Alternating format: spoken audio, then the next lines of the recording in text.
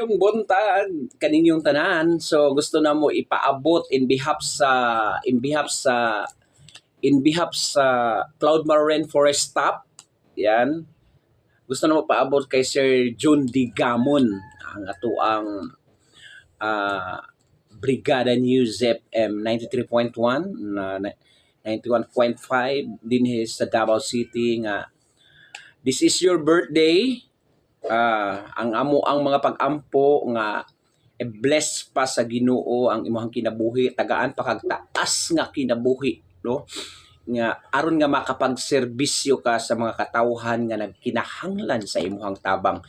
Og ang safety kanunay sa matag adlaw bisag asa ka moadto nga 1,000 angels ang musabay sa imuha para safety.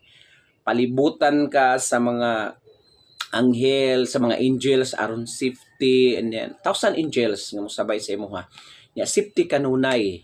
Ayan. So para ang imuhang kinabuhi mo taas pa gyud siya. So mo na among mga pag-ampo aron makaserbisyo ka sa tanang katawhan sa nang kinahanglan og tabang.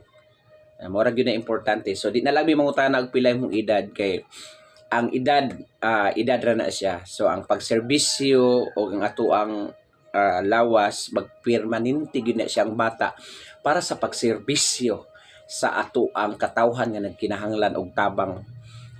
So daghan kayong salamat po di ay sa imuhang kamaayo sa mga tribo from katong year 2025 sa imuhang Christmas party nga naapil gyud ang mga staff sa Cloudmar Rainforest.